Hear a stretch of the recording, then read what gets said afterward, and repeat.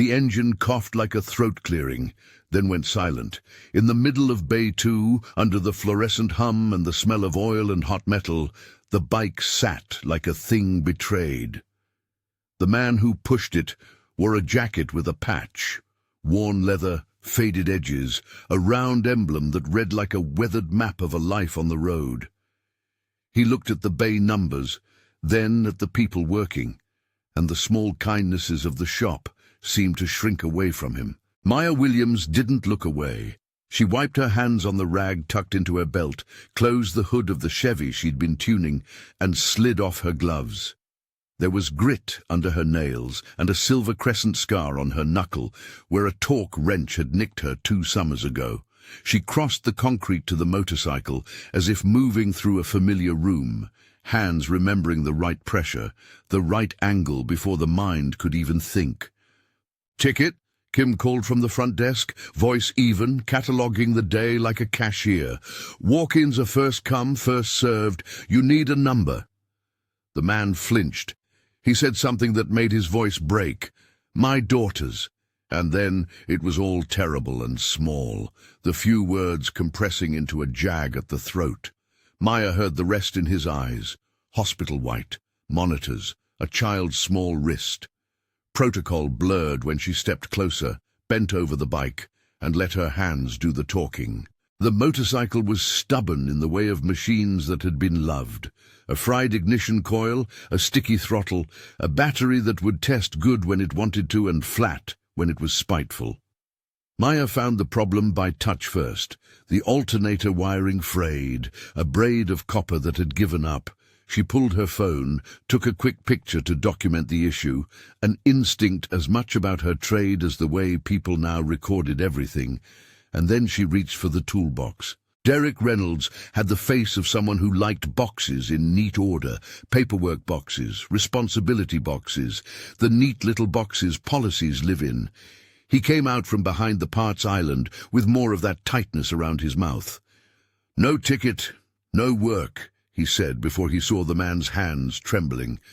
He didn't shout. He didn't need to. The rule hung between them like a strip of hazard tape. "You can't just—" Maya started. "That's the rule," Derek replied, voice low. There were more eyes than just theirs. Jonas at Bay 4 paused with a rag in hand. Kim peered over the register. The rule had its own gravity. It had kept the shop from liability claims and kept schedules sane. It had also, on many afternoons, kept people out in the cold.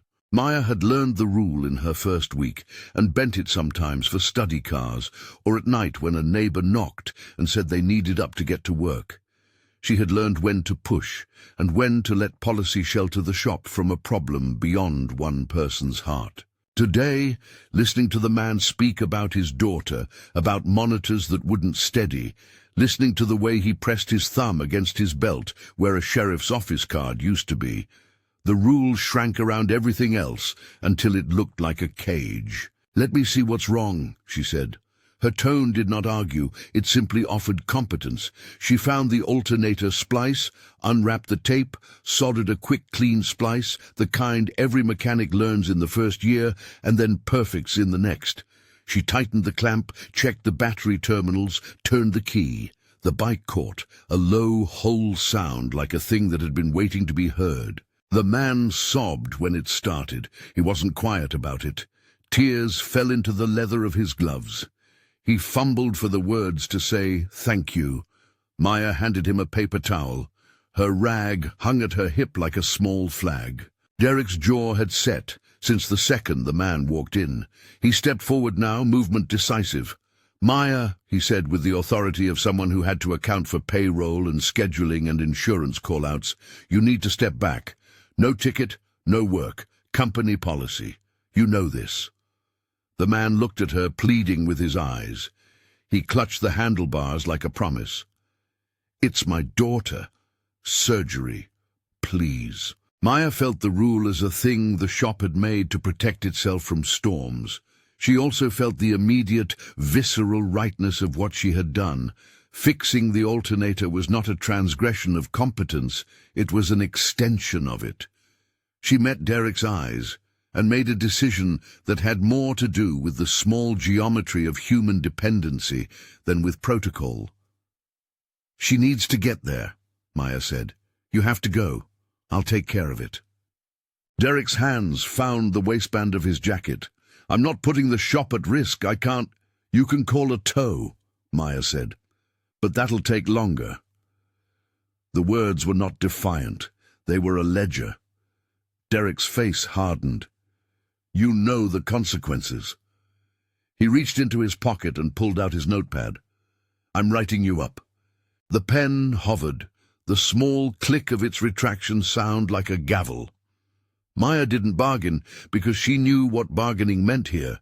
A manager guarding his role under a set of policies that had been put in place by people who would never have to explain their decisions to someone whose child might die if they were late. She also didn't expect him to follow through with termination. He did. "You cross this line," he said, "you jeopardize our liability.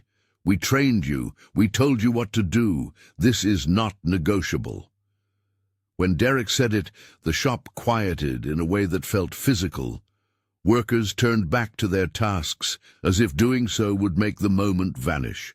Jonas, who had been watching with a cup of coffee at elbow, didn't meet her eyes. Kim pushed her fingers through her hair and looked away. "You're fired," Derek said. Maya felt the word land, like something that could be scraped off and reattached, but it wasn't detachable. She heard later that people would say she wore the firing like armor.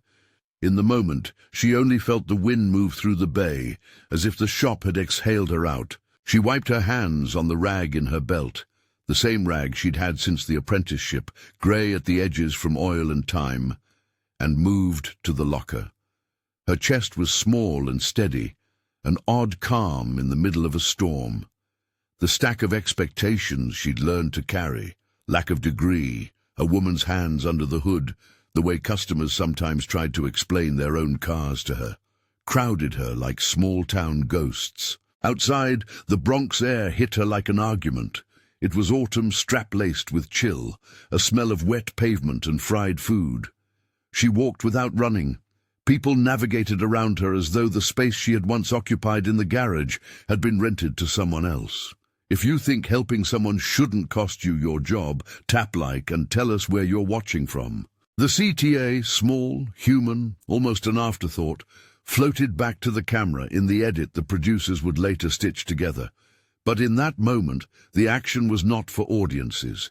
It was for the record she kept inside herself, an accounting book of what she would no longer let policies, however necessary, erase. She stood for a long time on the sidewalk with the rag in her hand and the smell of grease still on her fingers. She thought of the man's face, red raw, and the way machines carried memory. Oil streaks, handprints on chrome, the small private work of maintenance as daily resurrection. Someone had once told her the work of mechanics was the art of attention, the ability to notice what others allowed to go wrong. The first shock wore off and was then replaced by the shape of what came after. There were calls, HR messages that navigated corporate language with the clean, antiseptic tone of an email. There were statements Derek had to file. There were formalities and the whisper of insurance clauses. They offered to assist with placement, a phrase that called her resumes and shifts like a faint, distant place. She wrote fewer words than the paper needed. The part of her that translated competence into verbs felt suddenly surplus.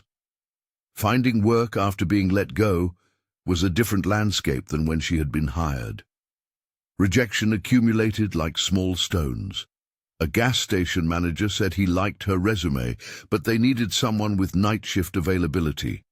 A small auto shop on Fordham accepted that she could do brakes and belts, but said they had difficult budget constraints. Interviews left her at the kitchen table later, the place where the apartment light pooled like a small pond. Her mother, Ruth, folded a dish towel and made tea with the precise economy of someone who had lived years learning how to pay attention to things that mattered. "They'll need you," she said. "People always do. You know where you stand." "I know what I did," Maya replied. There was something private in her answer, the way she had bent over the bike, the smell of gasoline on the man's jacket, the rag at her belt. They were not things she wanted to defend. They were things she could not unsay. Money was a pressure that came in the mail as a sound of things sliding toward the floor. Rent, utilities, the small bills that added up like a voice in the back of her head, reminding her not to be heroic when the thermostat was broken. Friends offered shifts. Maya could do a few nights at a delivery hub, they said, or some temp warehouse work, but her hands had been trained to love precision, to listen to the little complaints a machine made if you put a hand on it and waited. Manual labor poured through her like language. Other jobs felt like translation. She rode the subway and watched people who were in jobs, their faces folded into screens, their shoulders carrying the day like small scores. She watched a woman with a baby tucked into the crook of her arm and thought about the man with the jacket and his daughter in surgery. The world was a pile of small emergencies, and rules often meant the difference between shelter and exposure. A week of rejections blurred. Maya slept at odd hours, woke up with the smell of oil in her dream, reached for wrenches in the dark. Jonas texted asking if she wanted coffee. He left it on her stairs one morning with a small note. "You fixed what needed fixing. Don't let them tell you otherwise." He'd been quiet at the shop and quieter still after the firing. But people like Jonas, the kind who learned to repair and to live with a steady hand, had a way of returning if they had worries about their co-workers' shoulders. The man with the jacket came back twice that week.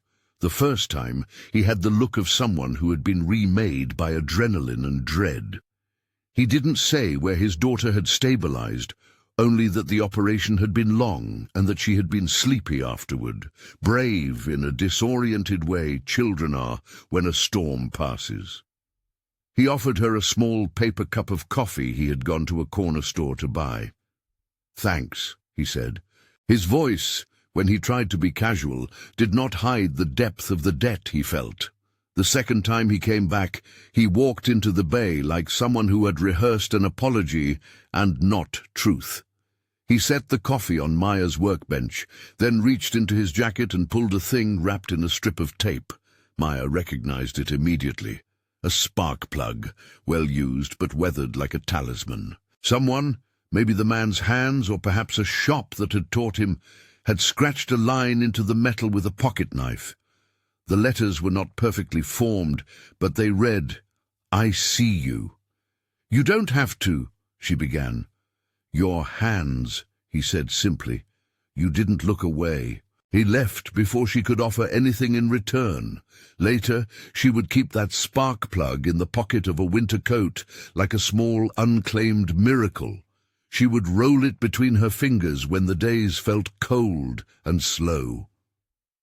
The inscription stayed with her, a private motif that would thread through the way she understood herself and others. Word spread as it does. Someone had posted about the incident, an account that tried hard to be fair, but framed Derek's actions as the shop holding to policy. The comments fetched their own life, people weighing in about liability and compassion, about rules and exceptions. A few local trade vendors called Derek to ask about the shop's procedures. HR fielded them with the soft, patient phrases companies use when they mean to be careful. Then the unexpected called. A number she didn't recognize came through as she sat at the kitchen table and folded laundry. She thought at first it was a debt collector, another trial of having been briefly visible to a few too many people. Her thumb hovered over the green phone. "Ms. Williams?" a clear voice asked when she answered. "This is Hannah Shower with Ellison Central. I'm calling for Isaac Ellison. He'd like to hear directly from you about what happened at Mitchell's garage." Maya froze. The name, Ellison, was not common in her neighborhood the way local storefronts were. It had an office tower imprimatur sound.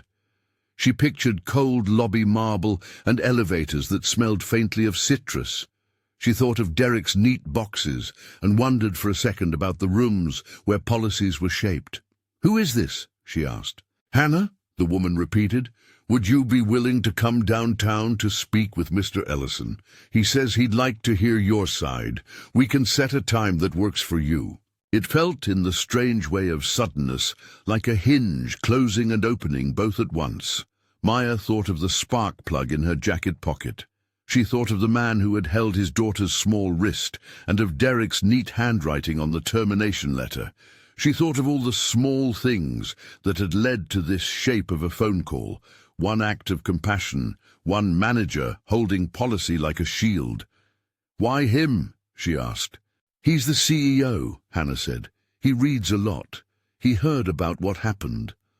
For a moment Maya imagined being ushered into a lobby with polished floors, of small talk about spreadsheets, of corporate gestures polished smooth and sent out by PR teams. She also imagined the possibility that someone with the power of a name might ask a simple question: "Why did you fix the bike?" "Okay," she said. "I'll come." She told her mother she had a meeting in Midtown, and Ruth folded her face around that news in the way mothers do. Tight-lipped, hopeful, worried. Jonas messaged, "If you want, I'll come."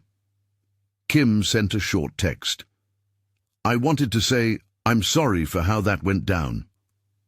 Derek did not reach out. Maya put the spark plug gently back into the pocket, where it fit like a small faith. The inscription felt like another person's promise. She packed a small bag, clean shirt, her tool boots, the rag in case she needed to prove anything more than memory, and rode the A-train to a stop that smelled of citrus and coffee. The city felt different when you carried something on the inside that had the weight of a ledger. People brushed past her in a rush of lives that were mostly strangers. In another life she might have simply been a face lost among the crowd. Here she was a person somewhere between accusation and potential vindication. The unknown of the next hours hummed. At the building, the security guard took down her name with the absence of ceremony that makes places feel larger than they want to be. The elevator rose with a hush and a hum. The hallway smelled of neutral, of corporate florals. When Hannah met her by a glass door, she had the soft, practiced smile of someone whose job it was to make meetings feel orderly and inevitable. "Mr. Ellison will see you now," Hannah said. Maya was led into a room that was neat in a way that made her hands itch. A table stretched long and metallic. The walls bore abstract paintings meant to suggest depth. Isaac Ellison sat at the far end of the table, not behind a larger desk, but in a chair that made him present rather than remote. He looked at her with the steady attention of someone trying to understand how to set right a thing no single policy had foreseen. "Ms. Williams," he said. His voice had the clear cadence of rehearsed empathy, but without the edges of performance that make such moments taste false. "I've been told a lot of versions of what happened. I wanted to hear from you." She told him. She told him how the bike's alternator had frayed, how the man's hands had been going blue at the edges, how she had made a splice and turned the key. She told him about Derek's notepad and the thinness of the pen's click. She told him about the spark plug in her pocket and the man who had left a coffee on the bench. Ellison listened, and when she finished, he did not look away. He asked questions that sounded ordinary. Timing, who else was present, what documentation had been saved, but they were the kind of questions that tried to convert a human story into something a company could use without losing its humanity. "You fixed something more important than a motorcycle," he said finally. "You fixed an access where access was the only thing that would do." Maya did not answer. There was a historian's caution in the way she held her silence. People rarely complimented the moral dimension of her technical choices. She had learned to keep her head down and let work speak. Ellison's next words were careful. He spoke about protocol and liability and the delicate balancing act of large institutions that must guard against being reckless and being callous. He mentioned an internal audit and the desire to hear employees' experiences. "We're starting a listening process," he said. "Not for spin, for action, but we need people from the ground telling us the truth. Would you be willing to participate?" She could have said no. She could have said she didn't want what big rooms offered. She could have said she preferred wrenches to talk shows, practice to platform. But the truth was that something else had shifted. Her firing had been a forced visibility, and now a different kind of visibility presented itself, one that might either sanitize her story into a PR line or let it be the seed of something that could change how places listened. "I'll tell the truth," she said, "but if this becomes marketing, I'm out." Ellison smiled at that, the small, genuine curve of someone who had been undermined before by words that tasted like rescue, but were only picture frames. "We're asking for honesty," he said. "If you come in, we ask you to keep it real, unsanitized." She thought of the spark plug in her pocket, of Jonas's note, of the nameless man's face in the hospital light. The meeting could be another tidy box into which her act would be filed. It could also be a hinge. "Okay," she said. They arranged for a time. She walked out of the building and back into the city that did not change because of a name. The rag at her belt was the same rag, stained with a week of small griefs and small graces. The spark plug was heavy in her jacket. The phone call that came that evening was short and to the point. "We'd like you to record your experiences," Hannah said. "Not here. We want you to do a short series. No scripts. Your voice. We think it could help shape policy." Maya considered the offer like a mechanic considers a risky repair. There was a structural argument for it. Institutions shaped themselves in rooms like this only when voices from the margins were amplified. The risk was that her story would be trimmed. The chance was that it might reach the ears of people who made rules and didn't know what it means to be seen and then erased. "Who will hear it?" she asked. "Internally," Hannah said. "And then we plan to share it more widely, with care." Maya's thumb touched the metal of the spark plug inside her pocket. "I see you." The phrase felt now less like a petty inscription on an old part and more like a ledger line between people. One person claiming to have seen another, so they would not be invisible. "One condition," Maya said finally. "If this goes further than internal listening, I want editorial control. No sanitizing, no rehearsed lines. If you're offering a platform, it's not a platform for corporate smoothing. It's for truth." Hannah hesitated, an honest human pause that acknowledged corporate belts and the friction of change. "I'll take that back," she said. "No scripts, no spin." The conversation ended with a time for another meeting, a recording room, a producer who liked raw takes. Maya left the call with the city at her feet and the small, bright knowledge that the next day might open another door. She also left with the sense that something else had shifted in the chest. The shape of failure had reversed into an opening, uncertain and fragile. That night, she sat on the fire escape and watched the street below. Light leaked from apartment windows in squares. A siren in the distance wailed a single human note. Her fingers closed around the spark plug. The metal warmed to the life of her palm. She thought about what it meant to be visible and to be erased.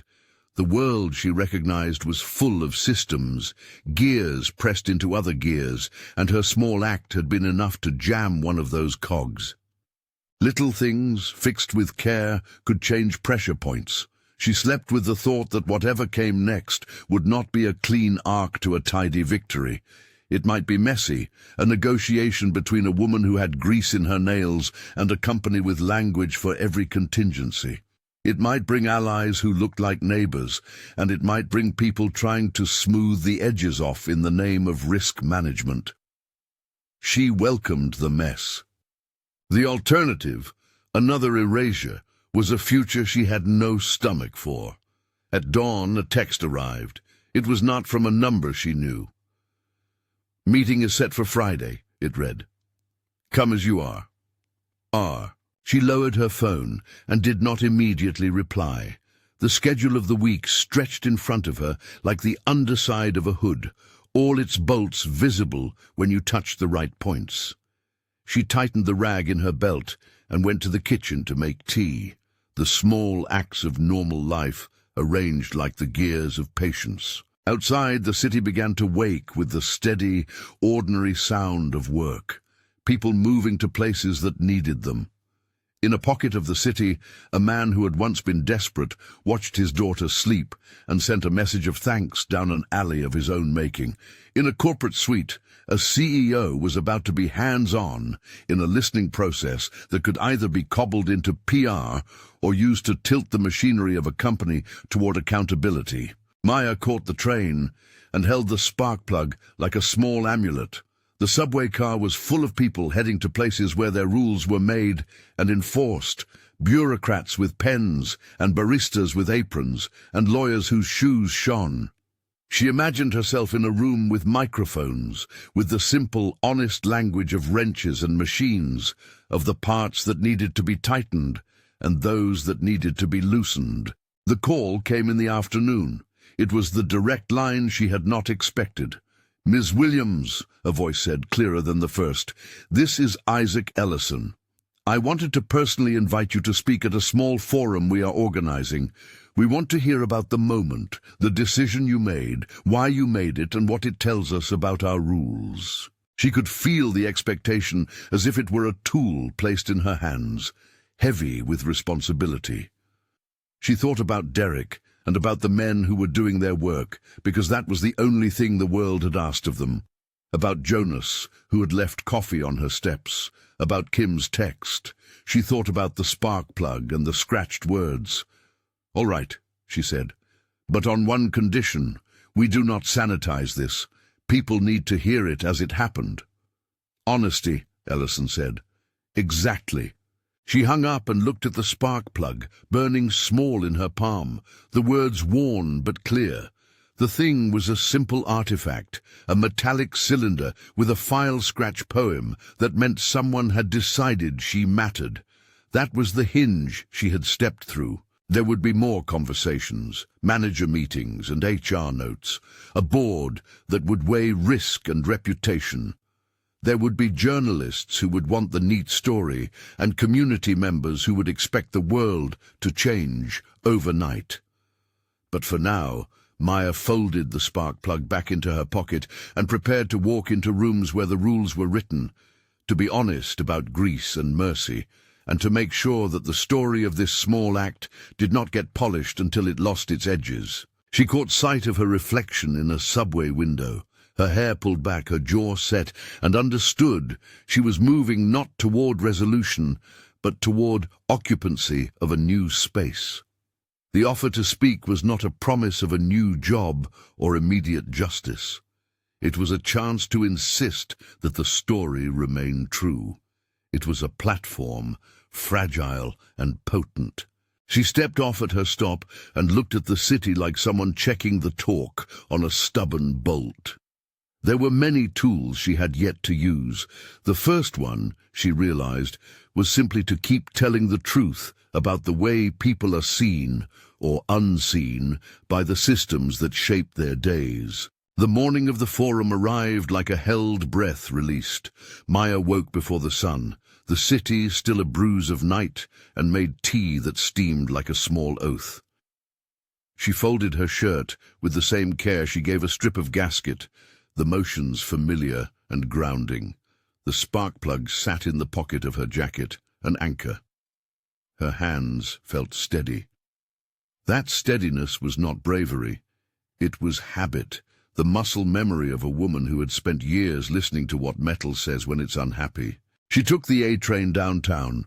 The car smelled of coffee and wet coats. People moved with a purpose that was both anonymous and exact, like pistons in an engine. Maya thought about what she wanted to say. She would tell the truth. The alternator splice, the man's fear, Derek's notepad, the click of the pen. She would not let the language be chewed into something tighter and safer than what had happened. The forum was small, more intimate and less theatrical than she'd pictured. A rectangle of chairs, coffee urns, a few cameras set to capture testimony rather than spectacle. Isaac Ellison sat near the front, flanked by a couple of senior leaders and Hannah, who had a calming efficiency. Maya recognized a few faces from HR, a representative from risk management, a woman with a tablet labeled Community Partnerships. The room had an edge of corporate neatness, but not the distance she'd feared. When it was her turn, she set her bag down, put the spark plug in the palm of her hand for a second, and walked to the microphone. "I fixed the bike because the man said his daughter was in surgery," she said, and her voice did not tremble. "He had no number. He had no ticket. He had a jacket with a patch. He needed to get to the hospital. I fixed what was broken. It wasn't a brave thing. It was what I could do." People listened. Some took notes. Someone from Risk scribbled furiously. Jonas sat near the back, his shoulders tight with a coffee stain on his sleeve, eyes fixed on her like someone remembering how to breathe again. She spoke about tacit knowledge, the ways shops protect themselves with rules because the world would otherwise file claims and lawsuits, and insurance would cost more than the business could bear. She spoke about the cost of those protections for people who lived in the margins, the care that becomes dangerous when it must be kept behind paperwork. She told them how Derek had held the rule like a shield, and how it had, at that moment, felt like a gate. No one applauded at the end. The silence was something else. No fanfare, just a room full of people who had the capacity to change things, but not necessarily the will to do so. Outside the room, as she folded her hands and felt the spark plug warm from her palm, Isaac Ellison caught her shoulder lightly. "Thank you," he said simply. "I know that didn't feel like thanks at the time." She looked at him. He seemed smaller in that hallway than he had in the meeting room, closer somehow. "If you're doing this," she said, "make it real. I don't want it to be a story about how a company did the right thing. I want it to be about how people at the bottom stop being invisible." He nodded. "No sanitization," he repeated. "We're bringing in people to help us listen, not to tell you what to say, to help us learn." The first recording day arrived with a studio booth that smelled of foam and the faint metallic tang of microphones. The producer, a woman named Layla, wore a sweatshirt and an expression that mixed exhaustion with the stubborn optimism of anyone who works with stories. "No scripts," she said. "We'll do a warm-up and just say it like you're telling it at the kitchen table." They recorded for hours. Maya discovered that the mic loves hesitations. It holds the sound of someone thinking. She talked in fragments, in the language of bolts and torques and ragged breaths. She described the exact sound the bike made when she turned the key, a throat clearing, then a healthy rumble. She told stories about the apprenticeship nights when she and older hands traded tricks like baseball cards, the way Jonas once showed her a splice he said he learned from a man named Luis on a Friday night. She spoke of shame, the strange, bitter thing that follows being made visible for the wrong reasons, and of the spark plug, and of how she had kept the rag. Layla left the room, then returned with a little grin. "Raw," she said. "This is raw, and people need raw." They released the first episode internally, under the title Under the Hood. No tickets, no work. It was short. A single voice sitting in the quiet with ambient clinks of a studio. Within hours, employees began forwarding it to one another. Comments came in the internal company channels, some supportive, some nervous. A shop tech in Chattanooga wrote, "That could have been me." A senior manager in operations messaged a private note. "We need to think about protocols differently." Then a clip leaked to a local podcast host, who cut together Maya speaking, the sound of the spark plug being rolled on a table, and the hum of a street outside a Bronx shop. Whoever shared it did so with care. They added the simple line, "You fix what needs fixing." The clip found its way onto a couple of city feeds and a small labor blog. The internet did what it does. It took a clear, honest thing and amplified it. Maya's inbox filled with messages, some raw, "I know what it's like," some wounded, "My manager fired me too for helping my neighbor." A handwritten letter arrived at her apartment, a kid from vocational school drawing a wrench and writing, "You make me want to keep learning." Jonas printed it and taped it inside his locker like a talisman. Inside Ellison Central, the reaction was not uniform. There were warm notes from some executives who wanted to lean into authenticity, and there were cold memos from legal counsel about precedent setting and shareholder risk. The board wanted to control narrative. PR wanted a tighter edited version. Maya's phone buzzed with conference invites that felt both opportunity and trap. This was where the listening process shifted from generative to political. Hannah Shoa and Isaac kept to their promise of no sanitization at first, convening a small team that included Maya, Dr. Elaine Rogers, an equity consultant with a reputation for blunt clarity, and a handful of technicians and shop hands from across regions. Dr. Rogers had a calm, exact tone and asked questions that went to structural root causes. Who writes the ticket rules? Who benefits from strict liability regimes? How do we create exceptions without inviting true risk? Rules are not immoral, Dr. Rogers said in the first convening. They are tools. The question is, who is the tool for? And who pays when that tool fails when someone is in need? They drafted a plan that read like a pilot program. Mandatory listening sessions across shops, an equity audit of policies, better signage and training for reception staff like Kim, a rapid response protocol for emergencies that allowed documented discretion, and a proposed apprenticeship pipeline funded by seed money. It was a start. But corporate change is never tidy. A mid-level legal executive, protective, good at his job, raised concerns at an internal meeting about indemnity. "We can't just say, save people," he told the group. "Insurance doesn't bend to moral stories." Another exec warned about the optics of featuring employee grievance too bluntly on external channels. Maya sat through those meetings the way she had once sat through long diagnostic sessions under the hood of a car, listening for the failing part. She insisted on editorial control when it came to how her testimony was packaged. "If this goes out, it goes as I said it," she told Hannah. "No voiceover, no background music pretending this is a commercial." Hannah took that back to the team. Isaac, who had become something of a quiet shield, pushed for a phased plan. First internal listening, then an external release that included raw employee testimony and a pilot budget for community-based training. The board gave cautious approval, insisting on staged rollouts and measured metrics. Meanwhile, the public pulse grew. The clip was shared on a local advocacy show, then on a national platform that covered workplaces and blue-collar stories. Calls came from other mechanics, from mums of kids who'd had surgeries, from small-town shop owners who recounted similar moral choices. A small viral storm took its own shape, people posting their own "I saw you" stories, wrenches and rags photographed with the hashtag #Chusine under the hood. Maya watched it all with a mix of disbelief and protectiveness. Her story had become a contour other people were mapping onto their own lives. At the shop in the Bronx, the aftermath had its own life. Kim, who had once been brisk at the desk, started to show up at the local listening sessions. Her first public words in a company internal video were shaky. "I didn't know what to do," she admitted. "I was following training. I didn't want to be the person who made a mistake." Later, in a private corridor conversation with Maya, she spoke more plainly. "I wish I'd have done more," she said. Her voice carried the heaviness of someone who had just begun to feel the weight of small choices. Jonas's arc took a quieter turn.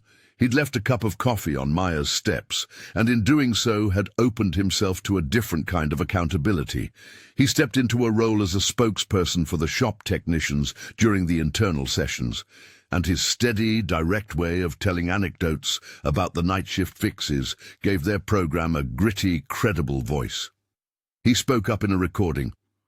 "We make quick calls, all the time. Some are saved, and some are for protocol. We need the right guardrails, not the kind that turn people away." Derek's trajectory did not stop at the notepad.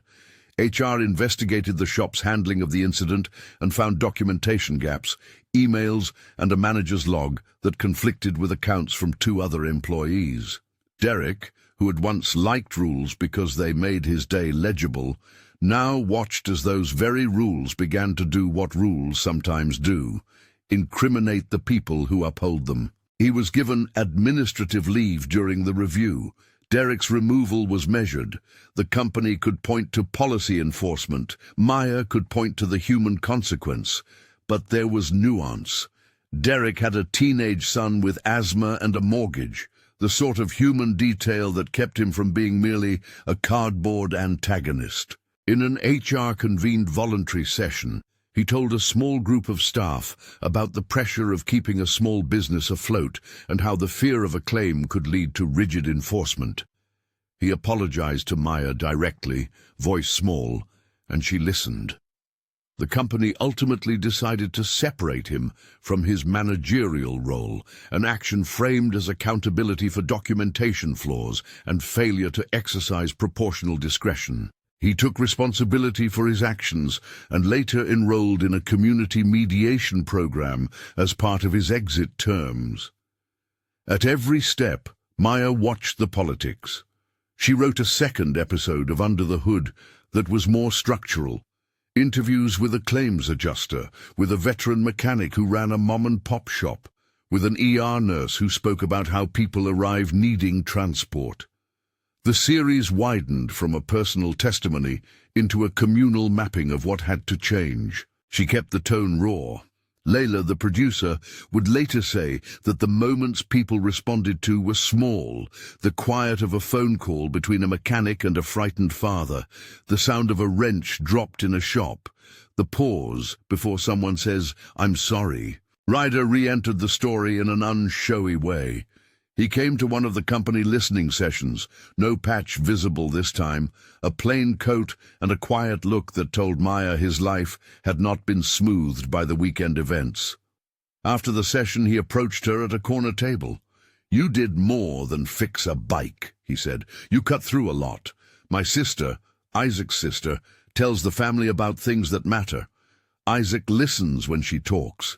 He heard it. Maya looked at him and then at the spark plug in her pocket. "Thank you is enough," she said. "It's not enough for me," he replied. "If you ever want help with the shop, finding a space, materials, there's a way." He slid a simple card across the table. It had his name, Ryder Ellison, and a number. He said nothing else. The implication hovered. This was family leverage used quietly, not as a spectacle, but as a practical offer. Maya kept the card. She later called him with a list: a garage for sale 2 blocks over, near the elevated train, an old place with a sagging roof and a crooked sign that someone had painted over with graffiti. It was the kind of place that could be made honest with elbow grease and funding. They walked it together. The floor smelled of old oil, and the air had that distinctive shot of dust that comes from decades of work. It was not pretty. It was exactly the sort of place that could become something. Seed money would come after negotiations. Isaac, persuaded by the listening process and by the human momentum of the podcast, worked with the company board to allocate a community fund. Dr. Elaine Rogers advised on governance structures that would keep the project rooted in the neighborhood, rather than subsumed by corporate priorities. "If we do this right," she said, "we build a structure that actually passes power to the people doing the work." They formed a small non-profit arm, Mitchell Motors Foundation, structured with a city partnership clause that ensured the shop would not simply be a corporate satellite. Shonda Underprice, a city official active in workforce development, became a partner. She saw in what had happened an opportunity to expand apprenticeships and to put funding where it could make a measurable difference. "This is the kind of public-private effort we need," she said in a meeting with Maya and Isaac, "where accountability is baked in." Raising money meant more meetings. Maya, unused to corporate spreadsheets, learned to read a budget like a wiring diagram. She met with accountants and grant writers and learned language like restricted fund and operational expenses. Each term felt like a part she needed to assemble into a working whole. The renovation took months. Volunteers came, some company staff who had been touched by the podcast, neighbors, a few kids from the vocational high school. They stripped old drywall, sanded beams, replaced a leaking gutter.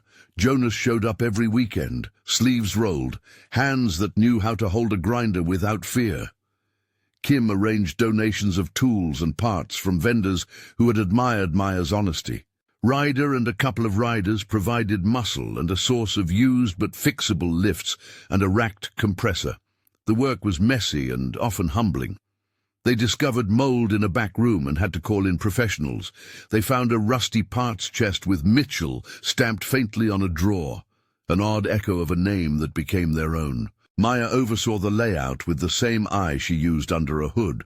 Where would flow be easiest? Where should lifts sit for maximum safety? How to make a classroom feel neither clinical nor shabby? There was the apprenticeship bay, a rag-walled shelf for consumables, a community board for notices and for small stories of success. They painted the shop a raw steel grey that didn't hide soot but made natural light look honest. The sign they ordered read, Mitchell Motors in simple block letters. Jonas suggested adding a smaller line beneath Hands Forward Garage, which Dr. Rogers liked for its double meaning. Funding was partial, phased. The company provided startup capital under the terms that Mitchell Motors Foundation would be governed by an independent board that included community representatives, city officials, and shop practitioners. The funds also required public reporting, an uncomfortable but necessary transparency. Maya negotiated fiercely for autonomy in hiring decisions and in curriculum design for apprenticeships. She wanted the program to teach more than mechanical skills. She wanted it to build agency, how to read a policy, how to document work, how to advocate for yourself on a shop floor.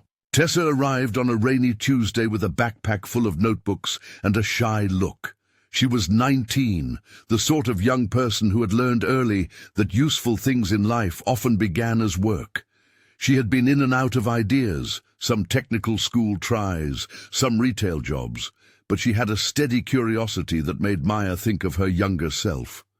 They started with the basics: tool ID, safe lifting, how to check a battery with a voltmeter, and when to trust sound over numbers. Tessa's hands were quick and started to pick up the habit of listening to metal. The apprenticeship program, Hands Forward, structured internships with stipends and mentorship. It included legal literacy workshops taught by city partners, sessions on workplace safety run by veterans of the trade, and modules on resume building and bookkeeping so apprentices could navigate both the shop and the world beyond it. The first cohort was small but diverse, women and men, a son of a retired mechanic, a single mother looking for a second career, a young man from a neighborhood shelter. They learned to strip an alternator and to stand up to authority without flinching. Mitchell Motors opened on a humid Saturday. People came, neighbors, old customers from Mitchell's garage days, donors, and staff from the company who wanted to see what their funding had yielded. There was a ribbon cutting that felt less ceremonial and more like a garage ritual. Someone raised a wrench and tapped the bell on the parts counter. Maya felt absurdly nervous as she stood before the small crowd. The sign above the door had been painted by a neighbor who'd added a little starburst around the H in Hands, and a small plate hung beneath the words, "I see you now." Someone, Jonas probably, had taken the spark plug's inscription and translated it into a brass plaque. A councilwoman from the district spoke about workforce development and what it means to invest in a neighborhood. Ryder, standing in the back in a plain coat, clapped as if he had been part of the whole process from the start. Isaac made a brief remark, careful and sincere. "This is not our shop," he said. "This is a community place we were privileged to help launch. It belongs to the people who work here." The first few months of operation were a test of the program's design. They took on small repairs at moderate rates to keep cash flow steady. The apprentices got hands-on experience. The Foundation's reporting structure required them to publish quarterly stories, a transparency that sometimes felt intrusive but also kept them honest. There were glitches. A gap in supply chain delivery left them short of brake pads for a week. A miscommunication about scheduling left Tessa and another apprentice idle for a day. They learned to iterate.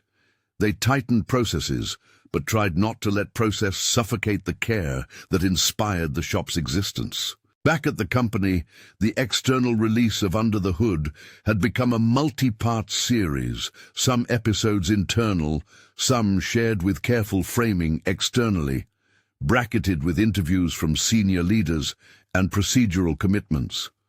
Maya was present to reject a version of the promotional clip that used dramatic music and quick cuts. "Cut the music," she told Layla. "Let it sit in the silence between words." When the series aired publicly, it struck a larger chord. It didn't become a viral mania that changed everything overnight, but it did something steadier. It nudged conversations at other companies. It was used as a case study in a community college curriculum on workplace ethics, and it inspired a municipal grant-making process that funded other apprenticeship projects. People started to call Mitchell Motors to learn more about their training model. Trades publications wrote sympathetic pieces that didn't idolize Maya, but did credit her with pushing a national conversation. Not all feedback was grateful. Social feeds produced skeptics. Some doubted corporate motives, others claimed the company was performing goodwill, while central profit lines remained untouched. Maya listened to that skepticism and welcomed it. She was not interested in applause. She wanted accountability. That meant continued pressure to show numbers. Apprentices placed in jobs, reductions in improper terminations, evidence of policy changes in shops across the company. An internal equity audit, led by Dr. Rogers, produced recommendations, updated intake protocols for customers seeking emergency help, an emergency voucher that would cover documented crises, a redesign of front desk training to empower receptionists with safe discretion, and a reporting channel where employees could submit disputes without fear of immediate retribution. The company agreed to pilot the recommendations over 9 months and fund the program through the Mitchell Motors Foundation's seed money and a corporate community investment line. The board, predictably, demanded metrics. They wanted projected cost per prevented emergency, a risk assessment, and an external auditor. Maya learned to read those requests without flinching. "Measure what matters," she said at a follow-up meeting. "If you can put a number on dignity, do it, but don't let metrics be an excuse not to act." They developed a balanced scorecard that included both quantitative measures and qualitative stories. The qualitative side, testimonies from clients and apprentices, became the living ledger that prevented the initiative from being reduced to an accounting footnote. Maya's life shifted into a rhythm she had not expected. She spent mornings at the shop, afternoons in meetings with the Foundation team, and evenings recording for second and third seasons of the podcast. She learned to calibrate her tone for different rooms, blunt and precise in boardrooms, softer when teaching Tessa how to read a wiring diagram. Her hands still carried the smell of grease. That, she liked, kept her connected. She found early allies in unexpected people, a procurement officer who helped her source quality tools at discounted prices, a corporate volunteer who, after listening to the series, enrolled in a local technician class to learn more. There were moments of fatigue. Sometimes a policy meeting felt like knives, people circling a topic, cautious and precise. Sometimes a local vendor would complain that the Foundation's public profile was driving business away because customers thought they were now corporate. Maya learned to sit with the discomfort of partial victories. Change, she came to appreciate, is granular. An apprenticeship placed here, a shift in reception training there, a manager re-educated about discretion. Despite the slow pace, there were concrete wins. The company adopted revised intake protocols. Several managers went through required listening and empathy workshops. A handful of shops piloted a discretionary voucher fund for emergencies. And Mitchell Motors graduated its first cohort of apprentices. A few were hired by local shops, one by a municipal fleet program. At one internal session intended to celebrate early wins, Hannah handed Maya a note. "You have enough traction to push for more," it read. "The board wants a public event at City Hall to announce the Hands Forward partnership." It was the moment when personal work and civic recognition met. City Hall had a cold, luminous air. The press line smelled of paper and coffee. Shonda under Price stood at the podium with Maya, Dr. Rogers, and Isaac. The cameras were not as many as online would suggest, but enough to carry their message into a broader field of view. Maya spoke from the podium about the true work of repair. "We are mechanics of a kind," she said. "We fix what is worn. We replace what won't hold. But sometimes systems are the parts that need rethinking. That doesn't happen in a day. It happens in rooms where people tell the truth and in shops where people teach the next generation how to hold a wrench and their head up." The speech was met with polite applause and the soft kind of urban approval that would later score into local news. She felt a strange mix of exhaustion and exultation. Inside the City Hall elevator, a woman stopped her and said, "My son wants to be a mechanic. How can he apply?" Maya gave her a Mitchell Motors flyer and a number for the application coordinator. The woman gripped her hand in a small human squeeze. The city project was not a headline, it was that exchange. Not everything tidied up. The company still wrestled with legal constraints. A few managers resisted new policies. Derek, who had been separated, voiced resentment in private conversations with some co-workers. The company arranged for restorative sessions where he and Maya met with HR and a mediator. Derek, whose voice was huskier now from the stress, apologized. He explained the pressure he felt to keep his shop from a claim, to guard margins that kept his staff paid. Maya listened, and then she said without rancor, "You can be afraid and still choose to act differently." It was not mercy, exactly. It was a human calibration. Derek left with an offer for training and job placement support. The choice to hold him accountable without utter annihilation felt right to Maya. Systems break people. Accountability needed to be just, but not cruel.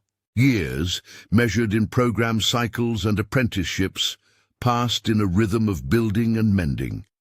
Mitchell Motors became a fixture, a place where neighbors could get a fair repair, where apprentices learned the trade and the paperwork, where a woman with a newborn could attend a workshop on balancing career and childcare and still learn how to check oil levels. The sign above the door weathered into the neighborhood skyline like a promise. Tessa, now competent at diagnosing stubborn electrical gremlins, supervised a night shift. Jonas managed scheduling. Kim ran community outreach and would sometimes fix a coffee pot behind the counter between calls. The spark plug survived, moved from pocket to a shadow box on the foundation's leadership wall, a small relic among certifications and framed editorials. Someone in design had milled its image into a lapel pin that apprentices wore with pride. It had, over time, become less about a single act and more about a posture, the simple decision to see someone and act when you could. Maya's voice matured into a presence that did not shout but held space. She testified at a municipal hearing about workforce development and participated in panels about corporate responsibility. Yet she still spent mornings in the shop, feet on a concrete floor, hands that knew how to coax reluctant engines into life. She kept her rag in her back pocket. Small things kept her tethered. There were private moments that held the ark's truth. The night she sat in the back of the shop and listened to apprentices practice the etiquette of asking for help. The morning she found a note taped inside the parts chest from a graduate of the program who wrote, You were the first person who didn't make me feel like a mistake. The time she watched a young woman who had never owned a toolbox replace a set of spark plugs on an old pickup without fear. The company's program evolved into a broader initiative named This Is Us Unfiltered, a platform where employee stories, untidy and honest, were invited and hosted. It didn't resolve corporate contradictions, it forced them to live with them. Executives had to appear in episodes and be asked hard questions. Sometimes the PR team groaned, sometimes it was cathartic. The initiative never claimed to fix structural inequality in a quarter or two. It offered a template: listen, fund, and build accountability. On a clear autumn evening, the foundation held a quiet celebration for the third graduating class of Hands Forward. The shop hummed with oil and laughter. Apprentices polished tools, swapped stories, and signed each other's manuals with small notes. Tessa stood beside Maya and handed her a worn notebook with pages full of scribbles, torque specs, shorthand recipes for fixings, and at the back a short line: "Thank you for seeing me." Somewhere in the crowd, Isaac and Ryder stood together. The two brothers, never a dramatic reveal, just an ordinary and steady kinship, talked quietly with vendors and former skeptics. Isaac's public role had shifted from distant executive to someone who had to live in the contradiction of corporate incentives and social accountability. He had made mistakes in how slowly things moved, and he had paid for them in long boardroom conversations and shareholder letters. He often told people he had learned the most when he opened his ears rather than his mouth. When the mayor's office proposed a citywide apprenticeship initiative inspired by Hands Forward, Shonda Under Price called Maya and asked if she would speak at the announcement. Maya hesitated. She did not want to stand on another podium and become the emblem of someone else's good intentions. But she agreed on the condition that the initiative include funding for program evaluation and for actual wage support for apprentices. The city agreed. At the press event, she spoke about the mechanics of dignity. "If you can change who trains who," she said, "you change what work looks like. You change how people meet each other in the workplace." The cameras flashed. A reporter asked about her firing. She simply said, "I was fired for doing what I thought was right. Then I found other people who were willing to listen and work." That's the story. Years later, on a quieter day, Maya found herself alone in the shop just before closing. The light filtered through high windows like a blessing. The smell of oil and rubber was familiar and restorative. Tessa was in the back bay replacing alternator bearings. Jonas had left early to pick up his daughter from practice. Kim had closed out the books and left a sticky note on the front counter. Payroll note done. Maya walked through the rows of lifts, the walls lined with tools, the bulletin board full of small stories and announcements. She paused at the shadow box where the spark plug rested under glass. The brass plaque read simply, "I see you now." Her fingers brushed the glass. She remembered the man at the garage, the rag at her belt, Derek's notepad, Isaac's unexpected listening, Ryder's steady, unassuming help. She thought of every apprenticeship call where someone said, "I could never do that," and then came back the next week, having changed their minds. Her phone buzzed with a message from a program alumnus now working at a municipal fleet shop. "Got a job. First full check Sunday, thanks." The words were small and exponential. She sat down on a stool behind the counter and looked at the shop through a small window in the office door.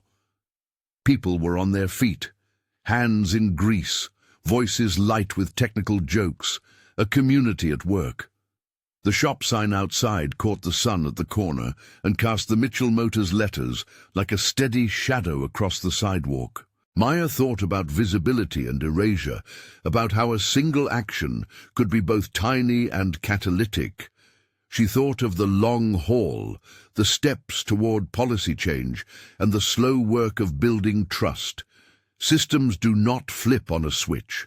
They require people to show up, sometimes over and over, to refuse the normalizing of indifference. She opened a drawer and took out her rag. It was still frayed and sweet with the smell of oil. She tucked it back into her belt and stood.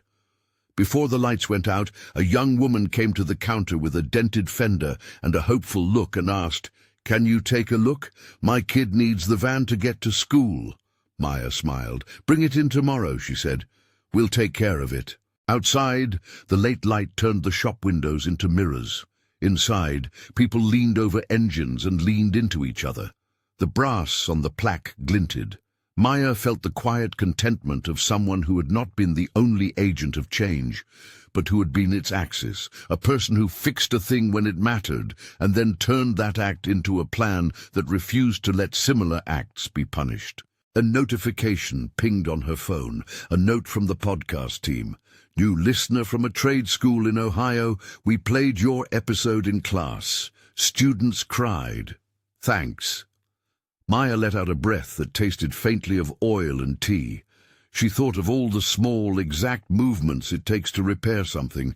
Tighten here, loosen there, listen when the machine coughs. She thought of the men and women who now had a place at the bench and of the apprentices who would, one day, tell their own stories. She put the rag to her cheek like a small benediction and walked out into the shop where hands were working, voices rising in easy banter. The sign overhead hummed with the day's closing buzz. The world outside still had rules and boxes and the occasional cruel pen click. Inside, a community had learned to see one another. If this story resonated with you, and you believe in everyday courage and practical change, subscribe for more stories like this and share it so others can see what listening can start.